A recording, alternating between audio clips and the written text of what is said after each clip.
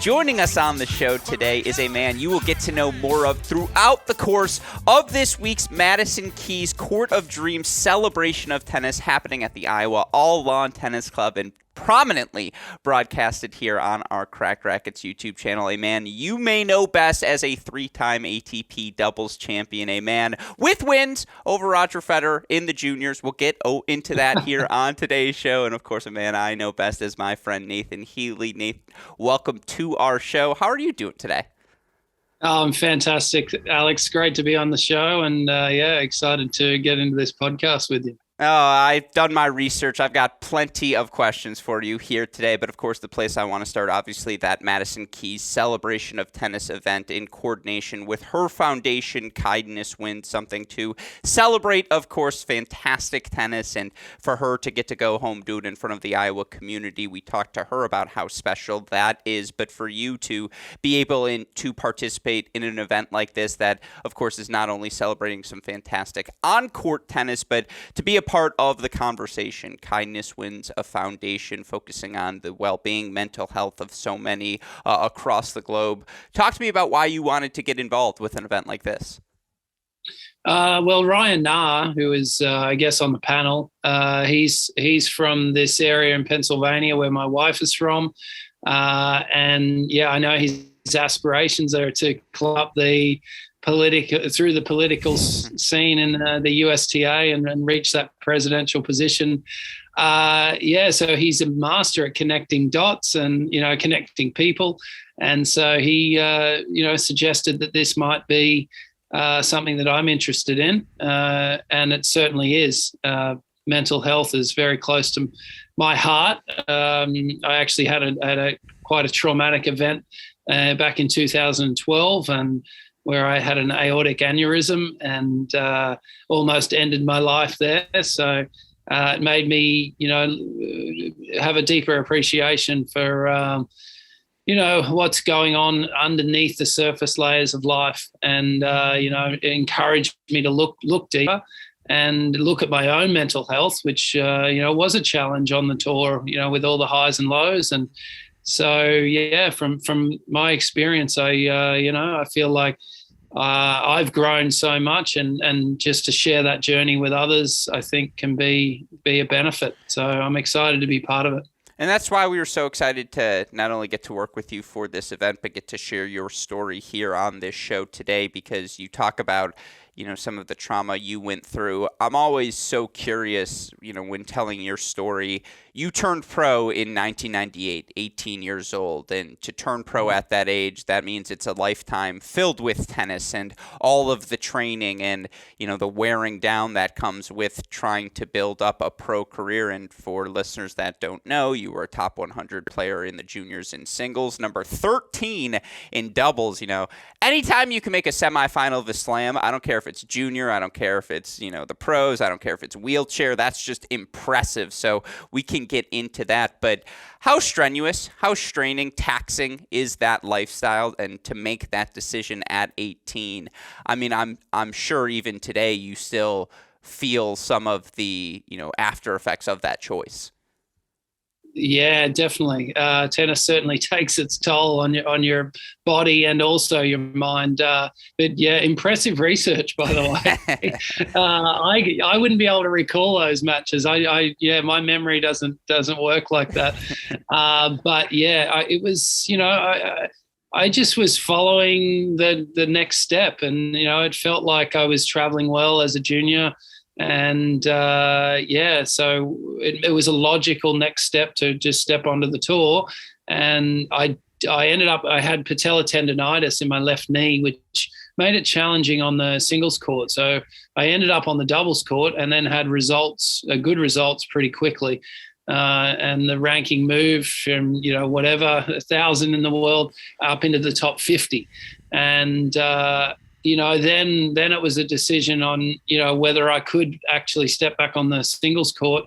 But the way the tournaments were structured, the finals of doubles were on the weekend. So if you did well, you couldn't make singles qualies of the next event. So yeah, it was it was a journey onto into the doubles scene, and but then the rules shifted, and the ATP made a decision where they allowed singles players to use their rankings as doubles rankings. So I was in the minority group of players that kind of got shafted in that moment. 50 to 80 in the world, who's going to care about those players? But 1 minute you're in, you're knocking on the door of Master Series, and you're in tour events. So all of a sudden that's taken away. So at 24 years of age, I made the decision to go back and play singles and start from scratch. Work my way up to 150 with some good results in there. But, no regrets here. It's a wonderful sport. And, I always appreciate sharing the sport with people that are interested and, open to tennis, but then also I have a passion for mental health and, well-being. You say no regrets. I saw the hair. Slight regret? Yeah, that's a good one. There's a couple of times in there. Yeah, I feel like, and I know you go on to coach Leighton Hewitt, and I'm sure you grew up with him. I see some of the junior tournaments you guys played together. I mean, you guys went with the full mullet. 2005, 2006, there was no holding back. Yes.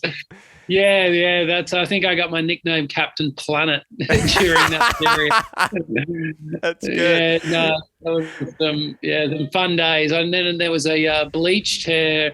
I had a makeover done at the US Open one year, and the guy that was doing it said, "I know exactly what to do with you. You're going like white." So I was like, "Oh, all right, let's do it." And that's one of my ATP profile pictures. Yeah, that's why they switched they switched the rankings rules. They're like, we can't have that. They're like, come on, like, what are we doing here? But no, with that said, I think, and I want to talk about the physical taxation as well, obviously, of life on tour, but again, we're focusing on the mental health here this week, something that is so often under discussed. And, reading some of the interviews you talk about now the appreciation you have with all of the day-to-day activities, whether it be the small coaching sessions or maybe the little things that were more annoying during your pro career. I'm curious because we hear players allude to how mentally taxing life on tour is. What are they referring to? What is it about that life on the pro tour grind that can be such a wear down for so many players? Oh, wow. That's a loaded question for sure. But it's just the constant travel, changing of environments, weekly. At one stage, I said tennis players must travel the most out of anyone in the world. Like even businessmen who travel for a living, they have their home base and they spend longer periods of time than I think, especially players from the Southern Hemisphere, from Australia and South Africa and New Zealand. Traveling from there, you're gone pretty much all year. I think that's taxing.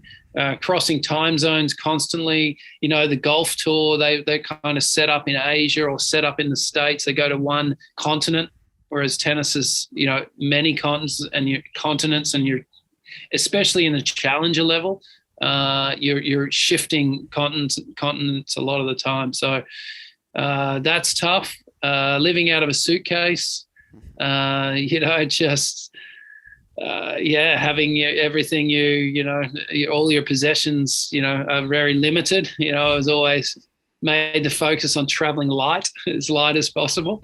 That's a challenge in itself. And then just it can get lonely out there, especially if you don't have a team. And that's where I encourage players that are, looking to push through to the upper echelon is to start really considering your team and build that around you, because that's where tennis is unique to other team sports, where it's, teams have that entrenched support network around with a lot of people. Tennis, you're out there alone, and you've got to become a CEO of your business and really find the talent that's going to help support you. And that's where I reflect on Roger Federer's career. I think we say that he's, one of the GOATs, the greatest of all time. And he's one of the greatest tennis players, but really he's one of the greatest CEOs. The way that he's managed himself, and he knows when he's ready, he knows when his body's ready, and he pulls in the support to help that happen. So, and speaking of regrets for me, that's one thing that I would do differently if I was to do it again, is seek good people and seek mentors, ask questions, and get curious and really become a student of the game. Drop the ego. Saying that to the 17 and 20-year-old can be tough, but it really is true. If you drop the ego and ask questions, of people that have gone through it, then there is support out there. You just have to be willing to seek it. You once were interviewed by a website called Beyond the Tour, and they were asking you about some of your pro takeaways. There was a quote in it that stood out to me I wanted to bring up now. You said, takeaways from the tour, that's filled with highs and lows, and if one is not aware of the bigger picture, if the intention for playing is focused around winning, becoming famous, or making money, then true success is unattainable. I was certainly, referring to yourself, on that train of playing for the wrong reasons, but from where I stand now, I feel blessed to have these lessons for my growth. Talk to me about, again, that growth. And obviously, you just talked about the mentally taxing struggles, and certainly it becomes easier to have that life on tour when the hotel room becomes a suite, when hauling your luggage means actually someone in my team worries about the luggage. I really just got to go from point A to point B and show up and play tennis. Those sorts of things come with success. At the same time, it feels very self-explanatory of how one can get lost in that chase. Definitely. I think the growth. It's as a player that's working their way up through the challenger level. It's extremely hard without that team around you, and then not knowing where the next paycheck's coming. So, organizing your own travel and not having agents do it for you. It's that's tough. And so, it's in an ideal world, you have the ability to understand that's one thing that needs to be taken care of. But when you step on court, that has to fall away. And then if you can step into the joy of playing and the art form, and this is where my, tagline, play awake, comes from. It's once you step on that court, it's the joy of playing and the creativity and the problem solving, and that needs to be primary. And then the awake refers to the meditation, and that's where you can settle the nervous system and allow your skill set to really come out and shine. And so that's a skill, that to drop that off court stuff and step into that meditative place is something that's needs to be practiced and supportive. So it's something I didn't have as a player. I always refer to myself as a moron when I played. I really didn't know how to play. I wasn't a student of the game. I muscled my way through. I was a good athlete. I worked so hard physically, but I really didn't spend a lot of time mentally putting the pieces together or pulling support in where it was needed. And I did feel that pressure of, wanting to, or that desire to climb the ladder of tennis, and, the constant scratching away at attaining like fame and fortune. I think I lost myself in that. So, for younger players, I feel like if you can have a support network around you that can send these positive messages of why you're really playing, and really point to the joy of being out there, rather than the fruits of the success. So I guess when you talk about the fruits of let's say making it, you have a better suite. You have more, the people picking you up. You have, your fans. You're signing more autographs, but that takes its toll as well. All the media commitments. So I think it just changes. That's all. It's and that's why I think if you can take on that growth mindset and make that the priority rather than, like I said, the fruits and the dollars, so to speak. It's it's a better approach. It's a healthier approach. Absolutely. And you obviously transitioned from a pro career into coaching, and I apologize. I don't want to have you give away all of your secrets here. Of course, people can come find you in the Pennsylvania area as well, but you talk about focusing on the mental side of the game, and I was talking with a top 100 player a couple of days ago just about something we were doing, and he was making the point of, look, everyone can hit a forehand nowadays, everyone can hit a backhand nowadays. It really is the little things, those edges, that make the difference. When you talk about focusing and coaching that mental game, for our listeners who, whether they're aspiring young players or parents trying to get their kids into it, maybe just someone who's, 35 years old and is like, hey, I like this tennis thing, I want to get better. What does coaching that mental side look like? Wow, I loaded again. Yeah. Look, I'm a heavy swinger. I come from the Barbara Walters Church of Interviewing.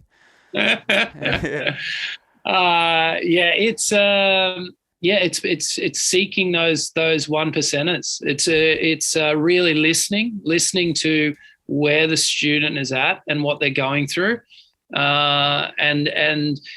Sometimes you're coaching, sometimes you're guiding, sometimes you're a student and just really listening because they have messages. Even the youngest, I worked with an 11-year-old the other day, and just listening to where they're at and where they want to go. Not pro tennis isn't for everyone, and it is a long road. So meeting them where they're at, and then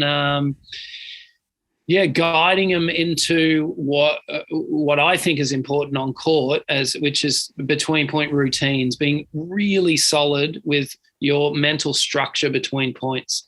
And this is where I think a lot of coaches, they kind of skip over it. They might have a physical routine. Okay, we're going to bounce the ball 4 times and we're going to take a deep breath. But I like to go deeper than that. And I have a process, a 3-step process that includes visualization, which includes meditation, and which includes a little bit of analysis. And so it's analyze, visualize, presence. And those 3 ingredients, it's kind of like, here are the ingredients to this cake we're going to make, and you have to put it together. I can't do it for you. This is what I suggest. And so we kind of just play with those 3. And then from there, just refining it over time. But it's, Yeah, no, again, I don't want to give away the full scope. I will say this, for those curious, you can come out to our junior clinic that we have, I believe, the Thursday. It's coming up this Thursday at the All Iowa Lawn Tennis Center, which you'll have the opportunity to work with Nate and Madison Keys and KP and so many others who will be there, and me. Like, let's not forget about the superstar of the event. Of course, you're coming to see me. But, with all of that said, for me, my coaches are so many of my formative influences, and I do blame one of my tennis coaches for what I now do today, because he used to always laugh on the court when I would do my thing, and he was like, "Hey, you got something here," and so it's his fault for the confidence I have today. With that said, do you coach players differently than you were coached? Like, has it changed? I mean, not just from a skill set standpoint, but from an attitude or perspective. Do you think the way players are coached has changed? I think it's been more refined over time. I think their professionalism as far as nutrition and the physiotherapy. They're looking to really get into the details of their body, and that's definitely improved over time. But the mental the mental side I still think has a little bit of catching up to do, especially with the younger generation. There's always a discussion on why the next generation hasn't broken through and taken down these, the top three, the big three. And there's been talk about phones and technology and the distraction that brings. And maybe there's some truth in it. I always encourage my players to put the phone away, avoid conversation before matches, take your time to meditate and really get in your body, and which really opens up the senses. So you're fully aware of your environment, which, I could go on about this all day, but I think, there's some more refining that needs to happen, particularly for the next generation. They've done a great job physically, but I think there's more that can be gained. Did you enjoy the Djokovic-Kyrgios final? Did I enjoy it? Yes, I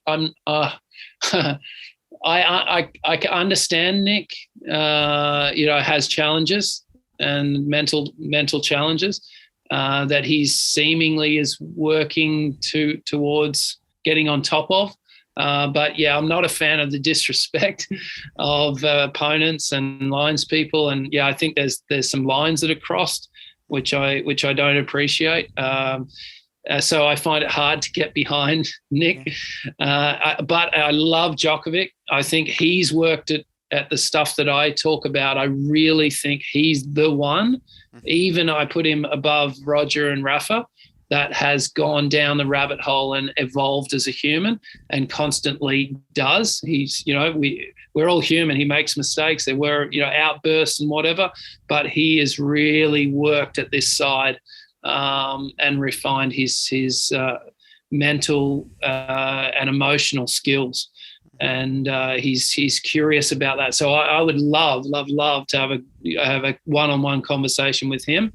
It just goes to show in that final, getting back to the final, how stable he was mentally and emotionally. And I felt like that would play out. Nick brings that uncertainty to the court. He's unpredictable, which makes it challenging. But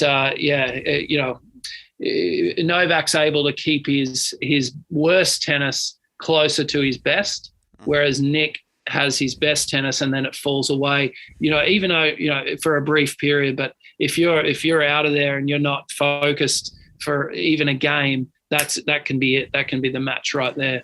So I was interested actually when Novak took a toilet break after the third set.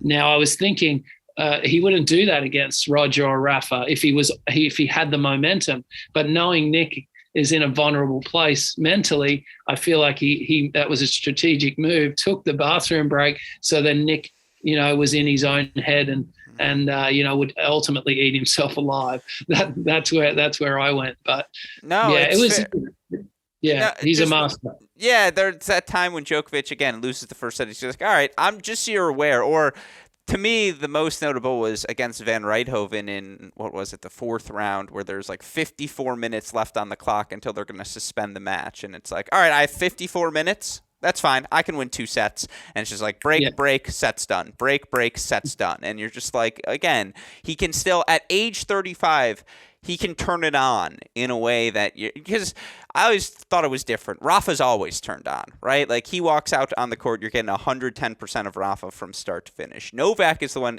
It might take him 30 minutes, but then he turns it on and it doesn't turn off, and it's just it's remarkable, to your point. And again, 21 majors in 68 Grand Slam main draws. You're lucky if you played 21 main draws in your career. He's won 21 slams. Just remarkable. With that said, before I let you go, got to dive into your career a bit. Bigger highlight for you. Third round Australian Open singles. I think it was 04, 05, whatever, against Davydenko. 05. Or 2010 Hala. You're in the box when Hewitt snaps the 15-match losing streak against Federer. Wow. You know what? I got to put the coaching hat and the coaching role in a different box. So my highlight as a player, was definitely that third round Aussie Open. I refer to that a lot in my coaching. It was an incredible atmosphere. All the Aussies were drinking all day. There was the heat rule had come in, so there was no tennis until later in the evening. And but honestly, like I said, I didn't really know how to play. All that I knew in that match is that I was getting smashed from the back of the court. So I had to bring him forward and also serve and volley. I had to get to the net. So there was no in between there, which actually made it quite clear tactically. But I didn't have the belief that I could beat him. I was just out there to put on a show and make sure I didn't get obliterated. Yeah, so, I feel like the last three people who were relevant that used a Prince racket, like Nikolai Davydenko, John Isner, like that's the list. No, and I'm looking at it. Volandri first round, 29C. That's a pretty nice win. I obviously straight 2 sets. He retires. Amir Delic though, college tennis great. Amir Delic. That's a nice 4-set win in round 2. Yeah, it was, and playing in Australia with your own crowd, an environment that you grew up and you're comfortable with, that makes it easier. Yeah, that was a great win, and to be in the third round, last Aussie standing, it was a special feeling in Australia for sure. Versus the Hewitt experience. How does that differ from the Hewitt experience? Well, when I started coaching Leighton, I finally put on the student hat and became curious about the game, and was there to study other players and figure out their strengths and weaknesses and how he could exploit that. And there was 2 tactics that I gave Leighton for that match in particular against Roger. Which I guess it doesn't matter, but with serve and volleying. Didn't allow Roger to chip his backhand. So, then he had one eye on Leighton. Is he going to serve and volley, isn't he? So put some doubt in his mind there. And also mirroring Roger's slice. When Roger sliced, Leighton sliced. So that rather than hit his 2-hander, which sometimes wouldn't have the angle to get to Roger's backhand, which would allow Roger to move around and pump forehands and then dictate the point, we had Leighton wait for Roger to hit up, and then Leighton could move around and use his forehand. But 2 little tactical changes that made a big difference, and ended that 15-match losing streak. Was definitely a wonderful feeling, and obviously Leighton had to do it. I'm just there planting some seeds, but also Leighton had an incredible ability to feed off the energy in the box. So we growing up together had that connection, and so it was pretty special when we locked eyes, and he trusted what I had to say. It was really a wonderful experience with him. No, first of all, you saw my eyes light up. I love that you're like, do I give away the secrets? Like, what if someone, like, I don't want Rod. That's amazing that instinct's still there. But B, again, the nuance of that, like just how minute a detail you're looking for of, hey, don't slice, or, don't play heavy unless he's playing heavy. If he's slicing, you're mirroring that. I'm fascinated. I'm locked in. We're just going to have to do X's and O's with you at some point over the course of the next few days while we'll get to see you in Iowa. But, of course, I know, again, you are now actively coaching as well. And my final question for you is, what is it about getting on court? I mean, obviously, you had the chance to work with the Hewitts of the world, the Max Purcells of the world now. Get to work with juniors and players who are rising through their game. What is it about that aspect of coaching that appeals to you? When the player is open, it's curious, and they're absorbing everything, and they're like a sponge. It's a pleasure to teach. As soon as if that shuts down, that's when it's not enjoyable anymore. Because the connection is not there. So when a player's just eating up every word, and then they're putting it into practice, it's a joy, when they buy into, because my methods are with the player weight concept, it can be, it's not so physical, it's a lot of the unseen stuff. which in my experience is the key that unlocks the physical. But it's, so a lot of players and parents, they want to see physical and they want results straight away. And it's like, no, this is a process, and it's a process as a player, but more so as a human. So growing that human and seeing them just, evolve into better people that's really my true passion. And, that's what I was doing back in Australia at a little club, Wyong Tennis Club, just north of Sydney. And I built this community that is just gorgeous. Like the people are, these kids are, then they're teaching their 4 and 5 year olds, and they've got them in meditation, and they're talking about what's important, and and running UTR events, and really sending the message that it's about developing and supporting each other, and it's not about the results. And there's so many players in the world, so it's like let's work together at this little club in this little environment. And it's it's special. I enjoy giving away the Play Awake Awards at these UTR events. They were special moments. No, I love to hear it. And again, that passion for the sport is what fuels it at the grassroots level. And that's what you don't see. Obviously, we all enjoy Wimbledon. Easy to get excited about a stage like that, but you don't see, to your point, the UTR events, the junior events, all the clinics, everything that goes into fueling, again, the passion and energy for the sport. So really appreciate you taking the time to chat with us today. Obviously, we're very much looking forward to seeing you over in Iowa for the duration of this Madison Keys celebration of tennis. And obviously, spot is always open for you here on this show. So appreciate you taking the time to chat, and I will see you in a couple of days, my friend. Look forward to it, Alex. Thanks for your time, mate.